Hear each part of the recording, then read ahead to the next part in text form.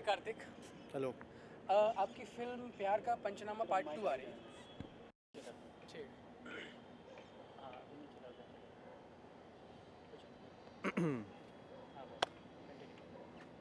Hello Kartik. Hello. आपकी film आ रही है प्यार का पंचनामा पार्ट 2। जी। तो कैसी रही जर्नी? मतलब पार्ट 1 की आपने की, उसके बाद आकाशवाणी, फिर कांची। जी। तो आपकी जो पहली फिल्म थी प्यार का पंचनामा, वो बहुत बड़ी सक्सेस थी और बहुत बड़ी हिट थी। अभी भी लोगों के दिमाग में उसकी छाप है। जी। तो जब आपको ये फिल्म ऑफर हुई तो आपको क्या लगा कि मैंने पार्ट 1 किया है तो मुझे पार्ट 2 करना पड़ेगा क्या, या फिर आपको उसकी पटकथा बहुत पसंद आई या कहानी आपको अच्छी लगी इसलिए आपने की? क्या कहना चाहेंगे? देखिए, मैं यही कहना चाहूँगा कि प्यार का पंचनामा से प्यार का पंचनामा 2 की जो जर्नी मेरी रही है बहुत ही ऊपर नीचे वाली, अप्स एंड डाउन्स वाली जर्नी रही है। एंड काफ़ी जैसे प्यार का पंचनामा 1 जब मैंने की थी तो ऑब्वियसली काफ़ी स्ट्रगल के बाद ही एक पहली फिल्म आपको मिलती है। एग्जैक्टली। एंड जब when you don't have a godfather in the industry तो आपको थोड़ी जद्दोजहद करनी पड़ती है इसके लिए। एंड प्यार का पंचनामा 1 also happened after like 6 months of auditioning for the same film. तो उसके बाद जब प्यार का पंचनामा 1 हुई एंड देन आकाशवाणी हुई, तो आकाशवाणी मेरे को साथ ही साथ मिली थी। बेसिकली ऑडिशन आकाशवाणी का था, हुई फिल्म पहले प्यार का पंचनामा, फिर आकाशवाणी हुई। And Akaashvani is again close to my heart. वो बहुत ही जिन्होंने भी अभी तक वो आकाशवाणी आज तक बहुत कम लोगों ने देखी है, लेकिन जिन्होंने देखी है वो काफ़ी क्रिटिकली अक्लेम्ड फिल्म थी और काफ़ी लोगों को पसंद आई थी। तो वो थोड़ी सीरियस फिल्म थी। पहली वाली मेरी कॉमेडी फिल्म थी। तीसरी वाली जो कांची मैंने की थी उसमें थोड़ा एक्शन था। एंड कैरेक्टर्स तीनों के बहुत अलग रहे हैं। तो रज्जो से जो मैं गोगो के कैरेक्टर में अभी आया हूँ प्यार का पंचनामा 2 में, बेसिकली ऐसा कुछ मैंडेटरी नहीं था कि क्योंकि प्यार का पंचनामा 1 की है तो 2 भी करूँगा। उसमें ये चीज़ रहती है कि एक फेस वैल्यू प्यार का पंचनामा के साथ अटैच थी मेरी। जो मेरे डायरेक्टर जो लव सर हैं वो भी यही हमेशा से कहते हैं कि वो एक रिकॉल वैल्यू आती है जब आप सेम एक्टर को प्यार सीक्वल में लेते हैं। अदरवाइज़ उसका कुछ रिकॉल वैल्यू जो होता है वो और इससे ज़्यादा बड़ा है, क्योंकि वो मोनोलॉग वाली चीज़ थी उसमें। वो बाबू वाला जो कपल था वो बहुत चीज़ें लोगों से अटैच किया था और रिलेट हुआ था लोगों को। तो वो सारी चीज़ें काफ़ी आई थिंक प्यार का पंचनामा 2 में रिकॉल लाती हैं 1 की। बट उसके अलावा ये कॉन्सेप्ट वाइज पूरी अलग फिल्म है। प्यार का पंचनामा अगर आप देखोगे वो टोटली अलग है, कॉन्सेप्ट वाइज नहीं, एज द स्टोरी वाइज। तो वो फिल्म अलग है और ये फिल्म अलग है। थीम सेम पकड़ा हुआ है क्योंकि कैरेक्टर्स नए हैं, उनकी जर्नी अलग होगी। और कैसे इनकी भी लग रही है रिलेशनशिप में, वो प्यार का पंचनामा 2 में होगा। ये फिल्म जो सीक्वल है और ये या फिर जो सेम थीम पे आधारित है ये फिल्म, जी। जहाँ तक हम जानते हैं आप ही सिर्फ आप और आपकी जो ऑपोजिट हैं, जो आपकी एक्ट्रेस हैं, जी। वही हैं इस फिल्म जी। के जो पहले भाग 1 के जो पात्र थे। आप दोनों ने ही इस फिल्म को शायद अपने कंधों पे उठाया है। तो कितना मुश्किल था जी। नए लोगों के साथ ये काम करना? एक तो ये फिल्म का बहुत ही यूनिक चीज़ जो यूएसपी, एक वन ऑफ द यूएसपीज़ है, वो एक ब्रोमांस इस फिल्म में बहुत ज़रूरी है। जैसे कि अगर आप फिल्म में देखेंगे ज़िंदगी ना मिलेगी दोबारा या दिल चाहता है, या तो प्यार का पंचनामा भी एक ब्रोमांस वाली फिल्म होती है। उसमें मतलब जब आप दूसरी फिल्म वापस से उसका अगर सीक्वल हो रहा है, तो अगर उस सीक्वल में आप हैं और नए कैरेक्टर्स आपके साथ हैं, लेकिन वो फिल्म एज सच उस फिल्म का सीक्वल नहीं है। ये एक नई फिल्म है जिसका कॉन्सेप्ट बहुत लोगों ने सराहा है।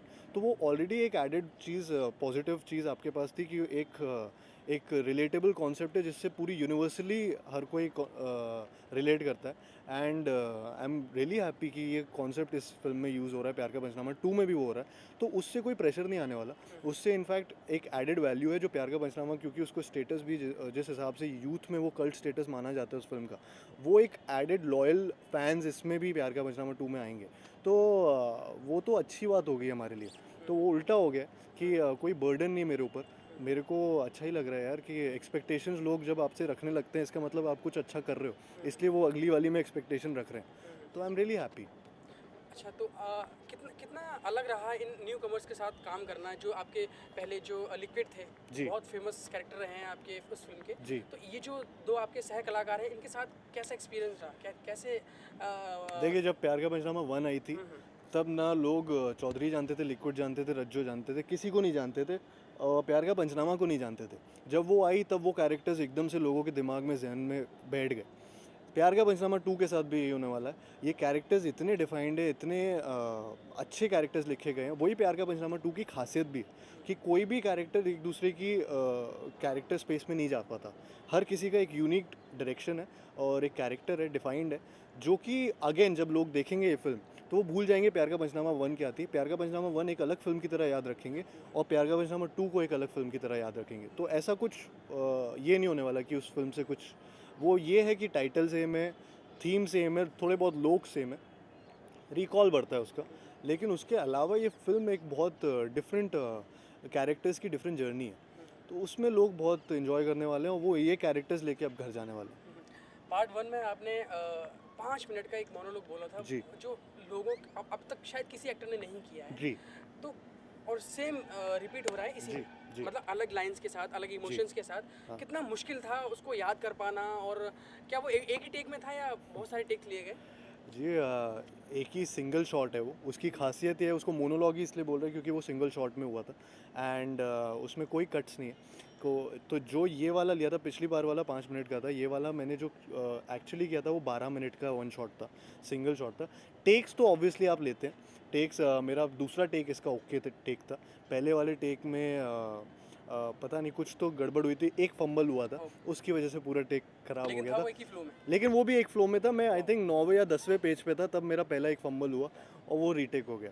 तो वो सेकंड टेक पे फिर मेरे को करेक्ट करके बार बार मैं रिपीट कर रहा था, फिर वो फ्लो वापस। तो इसमें क्या होता है, मोनोलॉग में सबसे बड़ी दिक्कत ये आती है कि जब आप एक टेक दे दो तो दूसरा टेक आपको स्टार्ट से शुरू करना है। Exactly. अब वो स्टार्ट के जो 3 मिनट होते हैं ना या 2 मिनट होते हैं वो बहुत अखरते भी है दिमाग में, और आपको वो चीज़ दिमाग से हटा के रखनी पड़ती है कि यार ये नई चीज़ कर रहा हूँ, पहली बार कर रहा हूँ। तो वो एक बहुत अखरता है कि यार वापस से वहाँ तक जाओ जहाँ गलती की थी और फिर उसके आगे का। तो वो एक मोनोलॉग में बहुत था क्योंकि ये 12 मिनट का बोल रहा था, तो दूसरा टेक मतलब 24 मिनट तक जाएगा। तो वो एक चीज़ थी। लेकिन उसके अलावा हाँ, शॉर्ट 12 मिनट का किया था। फिल्म में आई थिंक वो छोटा करके या कंसाइज करके 7 या 6 या 7 का रखेंगे क्योंकि फिल्म छोटी रखनी पड़ती है। तो कितना टाइम लग गया उस एक पर्टिकुलर डायलॉग को याद करने में? आई थिंक उसको याद करने में मेरे को टाइम ज़्यादा मिला ही नहीं था। हम लोग शूट कर रहे थे एक सेट पे और मोनोलॉग क्या है, इतना हाइप्ड था वो। प्यार का पंचनामा 1 की यूएसपी बन गया था और प्यार का पंचनामा की यूएसपी बन गया था मोनोलॉग। तो उससे क्या है कि वो इतना हाइप था कि लव सर ने वो छुपा के रखा था, स्क्रिप्ट भी दी थी तो बिना मोनोलॉग की दी थी। तो पूरे जब शूट कर रहे थे तब तक मैं पूछ रहा था कि सर अब 1 हफ्ता रह गया, अब तो दे दो मेरे को मोनोलॉग। तो 25 पेज की एक स्क्रिप्ट लाए थे जो पूरा मोनोलॉग था, उसको उनने मेरे को सुनाया और मेरे को बोला ये है। तो मैंने कहा सर 25 पेज, अभी पूरा दिन रात में ये शूट कर रहा हूँ, मैं याद कब करूँगा, बोलूँगा कब, परफॉर्म कब कर। तो उनने बोला नहीं नहीं कोई बात नहीं, वो टेंशन मतलब 12 पेज का होगा। मैं टेंशन मतलब 12 पेज का भी कुछ होता है। तो 12 पेज का फाइनली कैसे भी वो विद इन अ वीक, जिसमें I think I was shooting for the same film only day and night. तो मैंने बस वो रिकॉर्ड कर लिया था, वॉइस मेमो बना लिया था उसका, वो सुनता रहता था। तो उसके सुनने से थोड़ा सा एक बार बार याद होता रहा and that's how I did it. जो पार्ट 1 में थे, जी। जो आपके सह कलाकार थे, उनके कभी फ़ोन्स आए कि हाँ we are missing this movie, और कुछ ऐसा हुआ कि मतलब उनको क्यों नहीं लिया गया? मतलब आप तो हैं ही। यार मेरे साथ क्या था, मैं 20 साल का था जब प्यार का पंचनामा 1 की, और बहुत छोटी उम्र में मैं लॉन्च हो गया। एंड उसके पहले मैं 17 साल से जब 17 साल का था तब से मैंने इंडस्ट्री में आने की वो कर दी थी। 3 साल से स्ट्रगल कर रहा था, ऑडिशंस दे रहा था इधर उधर, एक्टिंग सीख के आया था, तो ये सारी चीज़ें कर रहा था। लेकिन जब ये फाइनली प्यार का पंचनामा हैपेंड तो मैं बहुत उम्र में फिर भी छोटा था। तो वो 20 से जो अभी प्यार का पंचनामा 2 बन रही है, 25 की एक उम्र होती है ना, उसमें एक बॉय टू मैन का एक कन्वर्जन होता है। तो आपकी शक्ल, आपके बोलने का तरीका, आपकी हर चीज़ में ना बहुत चेंजेस आ जाते हैं। वो मेरे साथ काफ़ी आई थिंक वो मेरे लिए हेल्पफुल भी रहा शायद से। और दूसरी बात एक है कि फेस वैल्यू उनको प्यार का पंचनामा 1 में बाबू कैरेक्टर और दूसरा वो मोनोलॉग वाली जो बातें थी वो बहुत चिपक गई थी लोगों के दिमाग में, और वो वायरल बहुत हो गया था। तो प्यार का पंचनामा को रिकॉल के लिए भी उनको एक एक्टर चाहिए था, which I feel Lav sir thought कि मैं शायद से एक रिकॉल देता हूँ, और मोनोलॉग किसी और से बुलवाना नहीं था। And he believes in me as an actor. which is a big thing for me. And he and Kumar ji and Abhishek, मतलब they have been there for me जब से मैं इंडस्ट्री में स्टार्ट किया हूँ, और उनकी फिल्म प्यार का पंचनामा 1 से स्टार्ट किया हूँ, तो आकाशवाणी भी उनकी थी, तो आई थिंक वो एक बिलीफ सिस्टम भी बन गया। तो ये 3-4 चीज़ें ना सब मेरे लिए काफ़ी काम आ गई ये चीज़। एंड या दूसरा मैं तो हुई अच्छा। Exactly, बिल्कुल। अब जब आप पार्ट 1 कर रहे थे जी। तो तभी डिसाइडेड था कि पार्ट 2 भी बनेगा? नहीं, तब एक्चुअली डिसाइडेड नहीं था। तब प्यार का पंचनामा सिर्फ एक कॉन्सेप्ट डिसाइड किया था। तब तो आई थिंक 2010-11 पे इतनी सीक्वल्स भी नहीं बन रही थी। उस टाइम बस 2009 से आई थिंक इसकी प्लानिंग चल रही थी, जब मैं था भी नहीं इसमें। तो सीक्वल का तो मेरे को एक्चुअली तब तक पता नहीं था। सीक्वल की बातें जब फिल्म बनी, हिट हुई, उसके बाद लोगों ने बोलना चालू किया कि इसका सीक्वल कब आएगा, क्योंकि तब सीक्वल का एक अचानक से ज़माना आ गया था। तो लोग आके, कॉलेज स्टूडेंट्स, कॉलेज की लड़कियां इनफैक्ट, मतलब कितने लोगों ने मेरे को बोला है कि इसका सीक्वल आना चाहिए, ये एक फिल्म है जिसका सीक्वल आना चाहिए। तो वो आई थिंक उस चीज़ से ना फिर ये बना कि नहीं, सीक्वल तो बना रहे थे, बट उसकी राइटिंग में फिर टाइम इतना लिया कि 3-4 साल तक लिखते लिखते कैरेक्टर्स इतने डिफाइन किए, एंड देन फाइनली जब वो कंप्लीट हुआ तो फिर अब फिल्म आपके सामने है। ऐसा। कार्तिक, जैसे पहली फिल्म लिखी जा चुकी थी और बहुत छा गई थी लोगों के जी। दिलों पे, तो जब दूसरी फिल्म लिखी जा रही थी तो कुछ आपने आप उस पटकथा में अपने एक्सपीरियंसेस शेयर किए कि सर ये भी डाल दीजिए, ये भी डाल दीजिए, कभी कुछ ऐसा भी हुआ था, या कुछ और लोग भी शेयर कर रहे थे कि ये भी लिख दीजिए, या फिर एक ही I think Lav sir self sufficient है। उनने जो लिखा है वो उसमें कुछ ऐड करने की ज़रूरत ही नहीं। वो सारी चीज़ें इतनी ज़्यादा रिलेटेबल हैं ऑलरेडी। तो कुछ भी आप ही होते हो जो ऐसे बोल रहे होते यार ये तो मेरे साथ भी हुआ है, ये आपके साथ भी हुआ है या आपने कहाँ से लिखा है। लेकिन वो काफ़ी ऐसी चीज़ें होती हैं जो आप अपने दोस्तों में ऑब्जर्व करते हैं और उनके साथ हो रहा होता है, क्योंकि आप ऑब्जर्व कर रहे हो, आपको पता है उसकी कट रही है और वो समझ नहीं रहा है, वो प्यार में अंधा हो चुका तो है। लगभग मतलब एक्टिंग नहीं, आप जी रहे थे उसको? हाँ, जी रहा हूँ, अभी भी जी रहा हूँ। लेकिन वो बात ये है कि आप जीना, असल लाइफ में जीना और कैमरा के सामने जीना, कि कोई आपको बोल दे कि अपने जैसा आप बिहेव करो, वो सबसे ज़्यादा डिफिकल्ट पार्ट हो जाता है। तो I feel I am blessed that way कि प्यार का पंचनामा हैपेंड फॉर मी, एंड प्यार का पंचनामा 2 इज़ हैपनिंग। बिल्कुल। तो जब ये फिल्म आपको ऑफर की गई या बताया गया कि सीक्वल बन रहा है, तो कुछ मतलब खुशी हुई या प्रेशर आ गया कि मुझे यार पार्ट 1 की कंपैरिजन में और अच्छा करना? कुछ ऐसा था कि हाँ देख लेंगे, इसके स्क्रिप्ट पढ़ लेंगे और जो भी होगा दिखाया जाएगा, कुछ ऐसा एटीट्यूड था? आई थिंक मैं बस ये बात से वो था कि प्यार का पंचनामा 1 में ऐसा क्या रह गया था जो प्यार का पंचनामा 2 में नहीं दिखा पाएंगे, क्योंकि मुझे स्क्रिप्ट नहीं पता थी। तो तब मेरे को थोड़ा सा कन्फ्यूजन था कि यार ये क्या हो रहा है। लेकिन जब नरेशन हुआ, it was we were in splits, मतलब it was a hilarious narration. हम लोग ऐसे थे कि शिट, ये सब भी बचा था, ये सब भी होता है, ऐसे कैरेक्टर्स, ऐसा वो सारी चीज़ों ने ना एकदम कॉन्फिडेंस बूस्ट कर दिया था कि यार प्यार का पंचनामा 1 में जो था वो अलग था, अब ये कैरेक्टर अलग है, इसके साथ ये चीज़ें बहुत सही हो रही हैं। तो वो काफ़ी रिलेटेबल। आप अब ट्रैक जब फिल्म देखेंगे, जब उसमें ट्रैक्स देखेंगे तो आपको समझेगा मैं क्या एक्चुअली बोल रहा हूँ। वो बहुत फ़नी चीज़ें हैं जो एक्चुअली होती हैं रियल लाइफ में।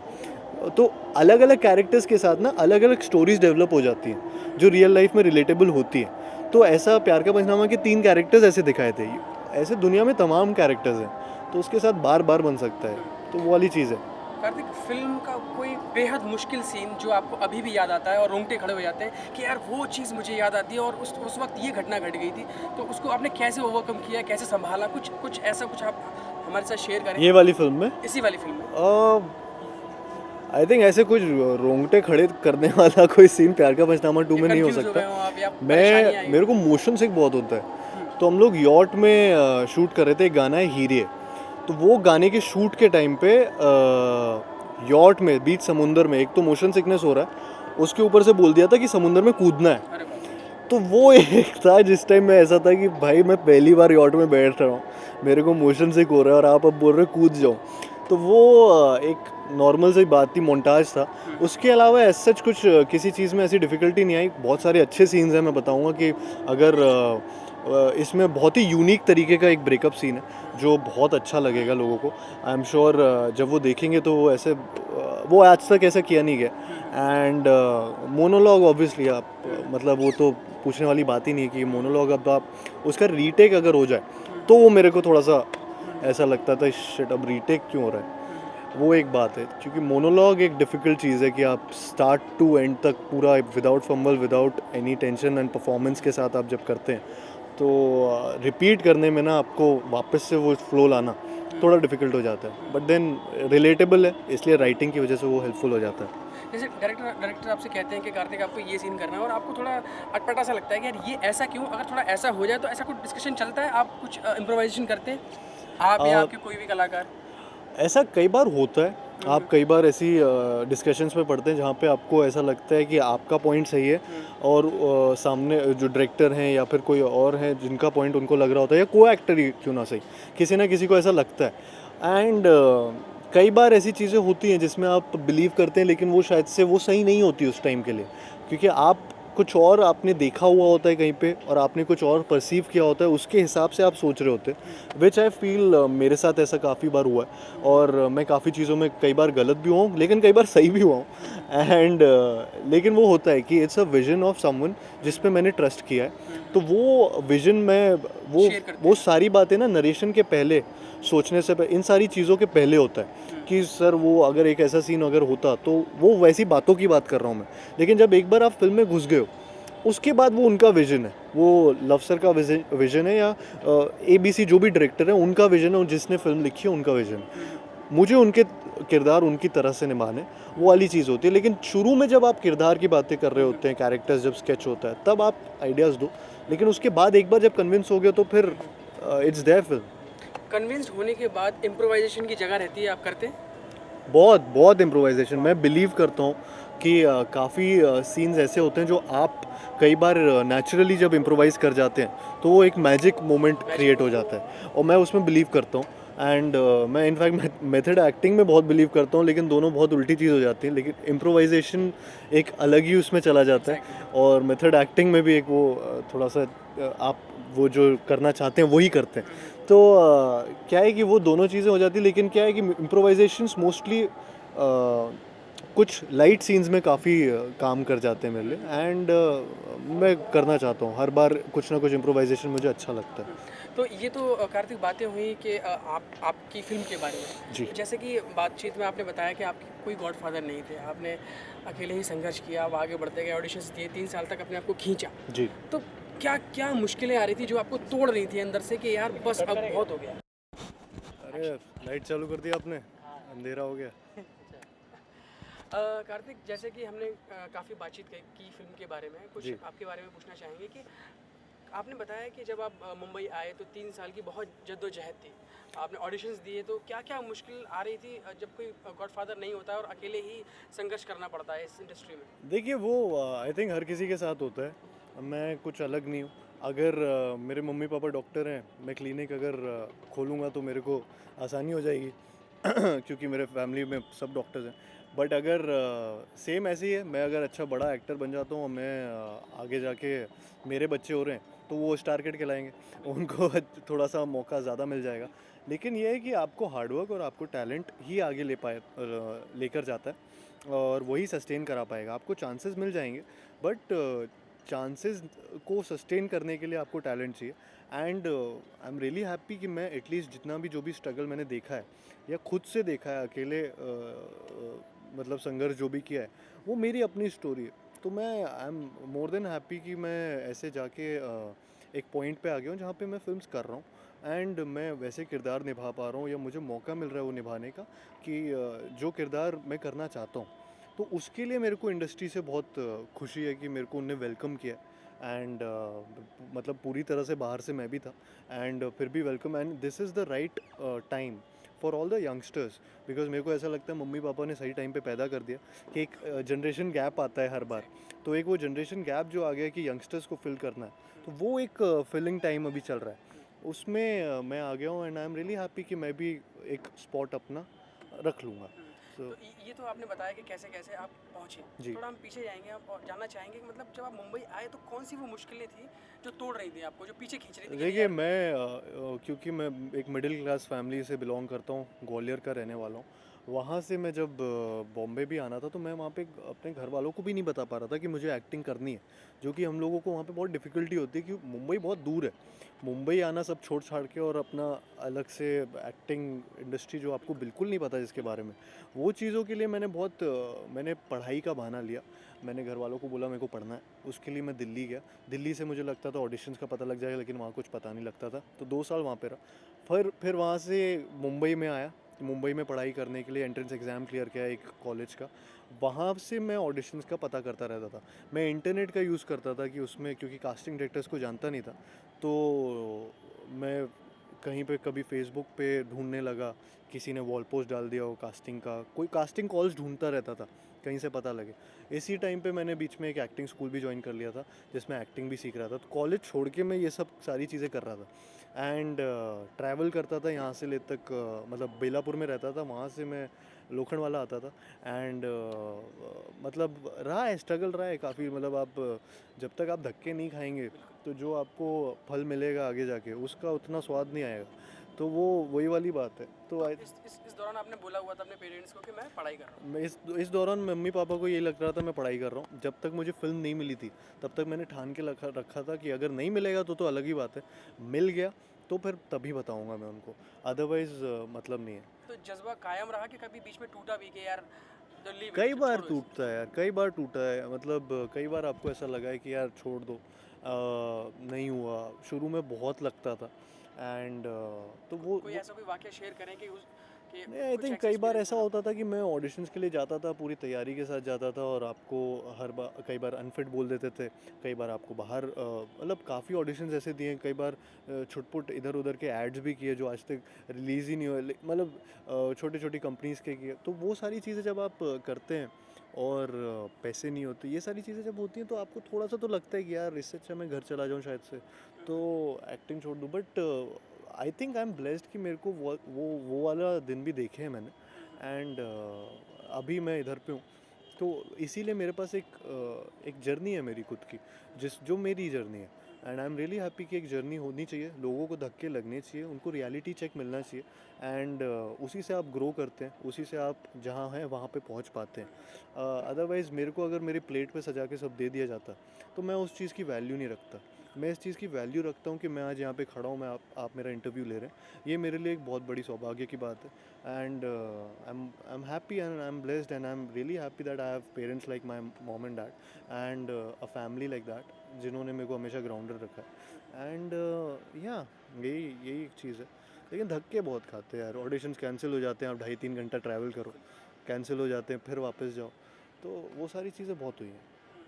तो आपकी फैमिली का क्या रिएक्शन था जब आपने उनको बताया कि मुझे पहली फिल्म मिल गई है मुझे? जी, रिएक्शन बहुत अच्छा था, शॉकिंग था उनका रिएक्शन बेसिकली।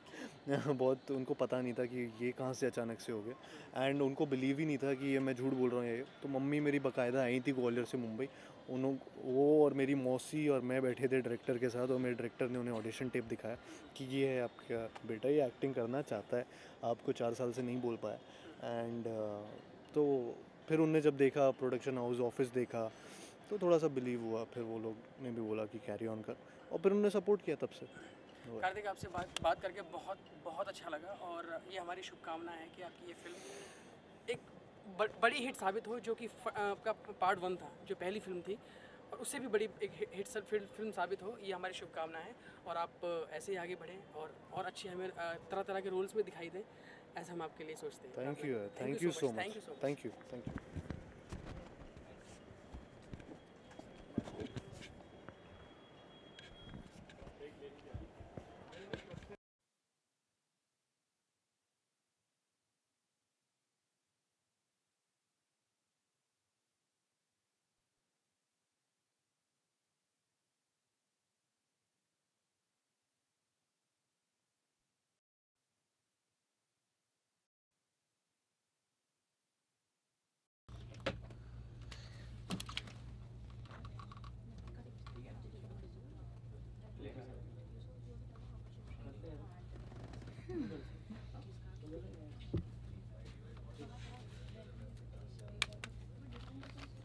इसके बाद then you have much more. Acha, where in Kandivali are we shooting? I have no idea. No idea? That's done to you.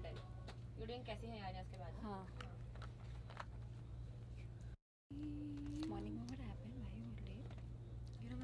you, I left. Then Called what? Amit. अच्छा वो clothes के लिए. I went back home. So we have the gang of girls over here. The Panchnama girls. Yeah. तो किस तरह का पंचनामा होने वाला है ये सेकंड पार्ट में? We'll start with Nusrat.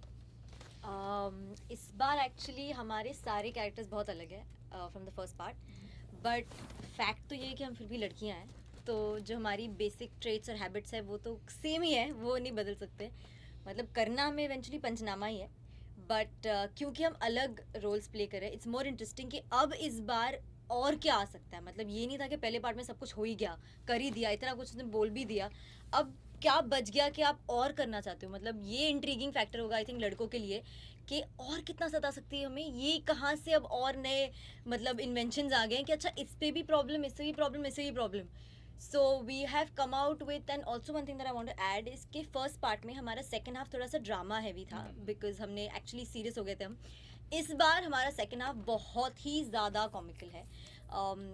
ऐसे नहीं कि कॉमेडी कर रहे हैं हम, बट जो कैरेक्टर्स है वो तो प्यार में है ही, और उनको तो टॉर्चर हो ही रहा है, बट जिस तरह से उन्होंने किया है वो इतना फनी है कि उस पर भी आप हंसी रहे हो.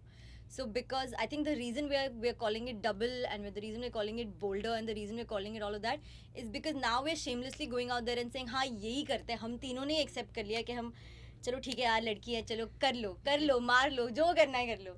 So yeah, that's why this time it's funnier and bigger and better. Super. Sonali. See, she's pretty much said it all when it comes to the film. Now for me, it's different because my characters are very different. That is one basic thing, and they're different as in poles apart, like north and south. I played Riya in the first part where I think I was a bit too negative, you know.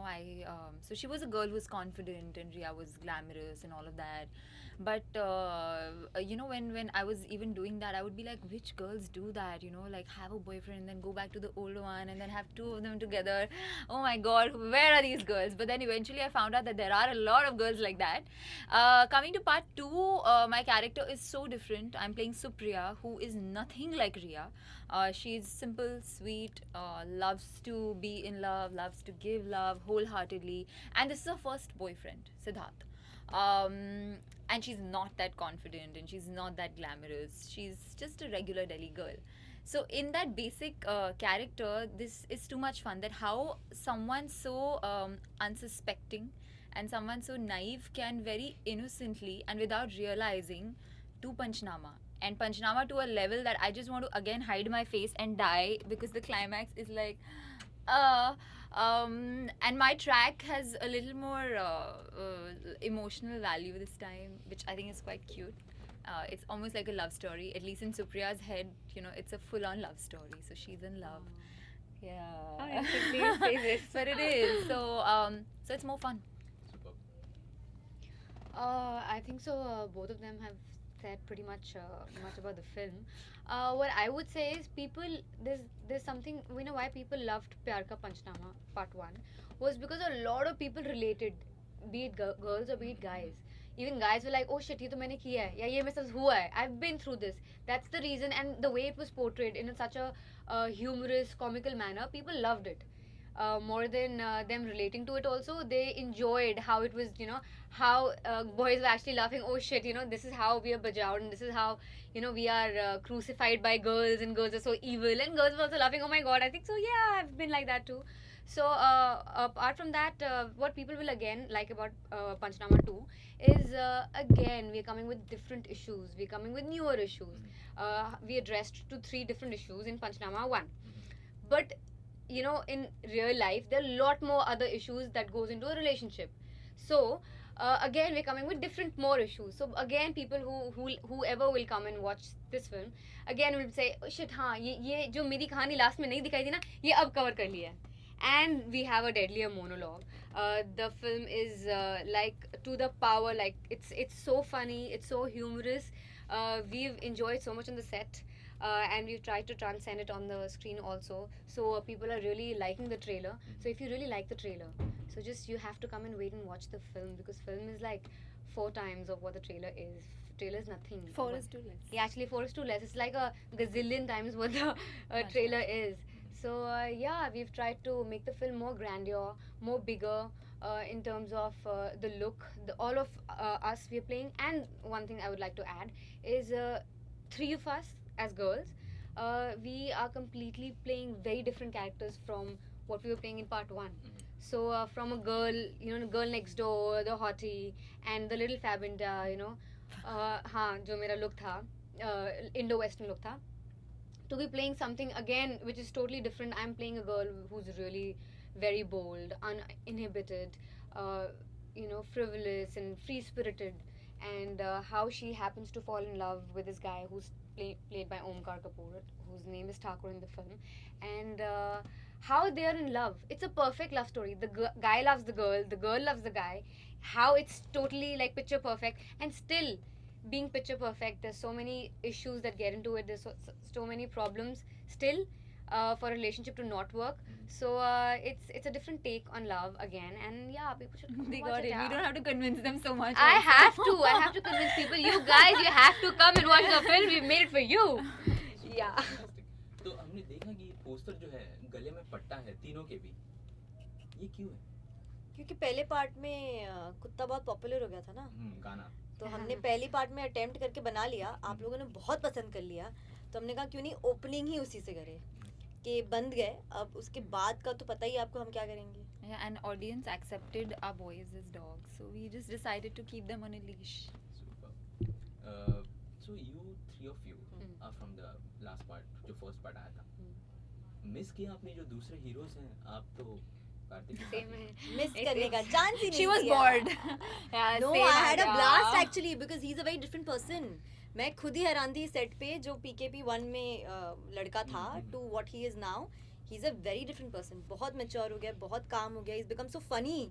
So we actually it feels like we're two different people on set this time. So I was also very happy and had fun and said कि हाँ चलो new chemistry, new feelings, New boy, new give at and least take. like at least like a new boy. And what about you both? I was see initially I had no take on it because as an actor I got casted opposite someone else. But over the course of time I realized that I definitely enjoyed not only working with Sunny more, generally filming part 2 much more than 1. I was quite like scared in part 1. I was just new and I was new to the camera, so I had my moments of not being confident and being unsure and not knowing what's happening. So there were a lot of things around me which I couldn't enjoy at that point because I'm focusing too much on things that really shouldn't matter. Rayo was a fun guy to work with. More than fun, he was very sorted and easy to work with. But in part 2, even before we started shooting, there was so much time spent off the sets before the shoot in workshops. We took so many holidays together, and we as not Sunny and me alone, like all of us, the director, the cast, everyone. We went for someone's birthdays, and Love Sir's sister got married. We went for that. We went to Delhi. So it was a lot of time that we spent together. So obviously the bonding was stronger, not only with Sunny, with everybody, even the other new guy. So it was a lot of fun. And coming to Sunny, he is a fun guy, and spending so much time with him helped me. He was very shy in the beginning, so I had to open him up. So roles got a bit reversed this time. I had to open him up a little bit, but eventually it was a lot of fun, and he's funny, and we're very different, but he's sweet to work with. Superb. And Ishita, what about you? First of all, casting is not my call. Whatever Love Sir thought was right for the character, he casted accordingly. Coming to my personal opinion, Devendu was a great co-star, and I had a good time shooting with him. But as Sunani said, that was my first film too, and she'd still been modeling before she signed the movie Pyar Ka Panchnama. I was handpicked from home. Like I was totally alienated from this entire procedure of how filmmaking is and how industry works, because I'm not even from Bombay. I was from Delhi, so I got the movie while I was there, and that's when I shifted and started shooting the movie. So the whole process was so new to me that I was just getting familiar with it. I was learning during the process. Panchnama 2 is definitely by far it's like just my second movie but yeah, it's a better experience because I'm working with the same team, and to be doing my second film with the same team, it obviously makes me more comfortable since Panchnama 1 was more of a learning experience. Panchnama 2 was, was more of the application to what I'd learned in the first one. So the entire team, the girls are the same, the team's the same, and Omkar. I think so. It has to do a little to the track that I'm playing in the movie, since he is my love interest.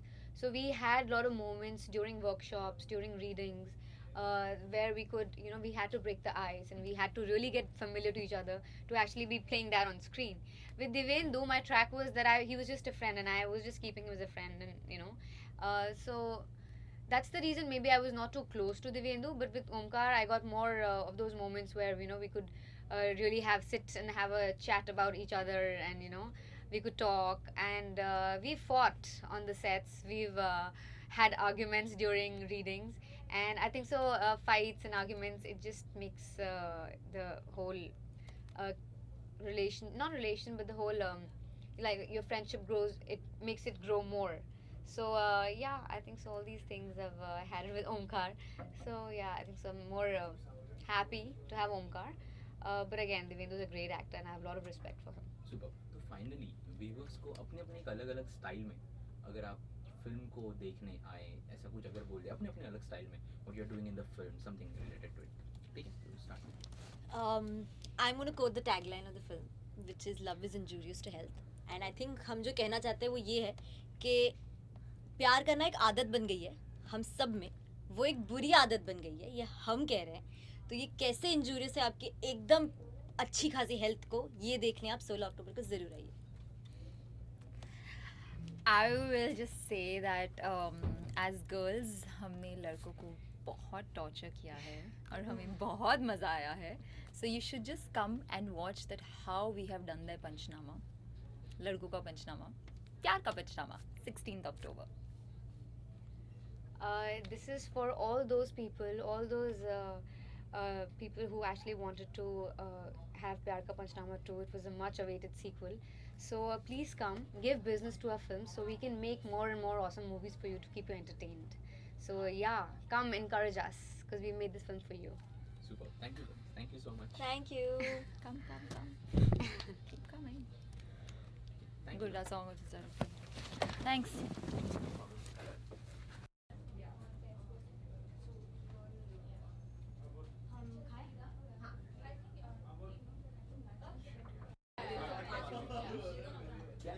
Please 5 minute कर दो।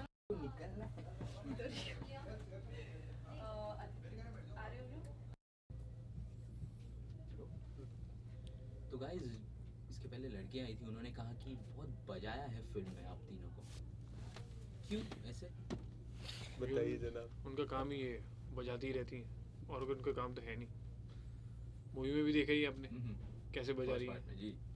तो girls always right, तो वो तो यही बोलेंगी। देखिए हमेशा मतलब प्यार का पंचनामा 1 में भी आपने देखा होगा कैसे वो बजा रही थी, एंड बैंड कितनी बजा रही थी हमारी, या क्या हार्शर कर दिया था। प्यार का पंचनामा 2 में भी इतना लगी पड़ी है, आप हालत से देख रहे होंगे हमारी क्या हालत हो रही है, बिल्कुल बजी पड़ी है।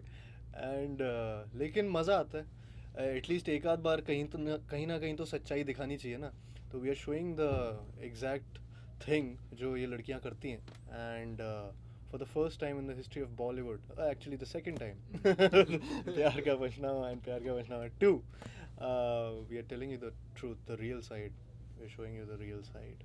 मतलब रियलिटी से कोई दूर थोड़ी है यार, आदमी की तो बचती है रिलेशनशिप में, सबकी बचती है, आपकी भी कभी ना कभी बजी है, हमारी भी बजी है, तो I think it's one and the same thing. अच्छा, ये जो प्यार का पंचनामा है, जी, ये टाइटल जो है, आप तीनों इस बात से कितना इत्तेफाक रखते हैं? बहुत बड़ा है लेकिन आई थिंक बहुत इत्तेफाक रखते हैं यार, मतलब आई एम श्योर आप भी सेफ रखते होंगे। अभी कैमरा के पीछे ऐसे कर रहे हैं, ऑब्वियसली आई मीन, क्योंकि हर लड़का इसलिए रिलेट करता है क्योंकि एक ना एक बार तो वो पक्की बात है गुजरा ही होगा ऐसे रिलेशनशिप में, जहाँ by the end of it आपको लगा होगा कि यार ये मतलब क्या है, मतलब मैं अब और नहीं बर्दाश्त कर सकता, और उसने पंचनामा उस लड़की का किया होगा, तो वो एक है ही चीज़, वो तो है ही यार। हाँ मतलब ये बहुत रिलेट किए सही बहुत रिलेट किए हम तो नहीं हम लोग काफ़ी रिलेट किए हैं, काफ़ी पंचनामा हो चुका है, हो रहा है। एंड इत्तेफाक रखने वाली बात ही क्या है, इसमें पूछने वाली बात नहीं है। इतना ज़्यादा जो ये लोग अत्याचार करती हैं लड़कों पे वो काफ़ी दिखता है, और इस फिल्म में दिखा रहे हैं वाली साइड। एंड आई थिंक लड़के बहुत रिलेट करते हैं इस फिल्म से, लड़कियां भी करती हैं, अंदर ही अंदर छुपा के रखती हैं, बोलती नहीं है। वो बस ये बोलती है कि मेरी कोई एक ऐसी फ्रेंड है जो ऐसा करती है, दूसरे के कंधे पे बंदूक लगा के। अपना भी नाम डालेंगी नहीं, और उनको पता ही है कि हर दिन हर घंटा, बस हर लड़का जो बेचारा देख रहा है उसको भी पता है कि हर घंटे मेरा पंचनामा होगा, हर मैसेज पे पंचनामा होता है। कार्तिक, आप तो फर्स्ट पार्ट में भी थे, जी तो इसमें क्या डबल पंचनामा हो रहा है आपके साथ? देखिए पार्ट 2 है तो थोड़ा सा पंचनामा 1 में आई डोंट नो कितना ज़्यादा लगा था लोगों को, कितना कम लगा था, लेकिन ये है कि रिलेट सबने किया था, तो जितना था वो एप्ट था सबके लिए।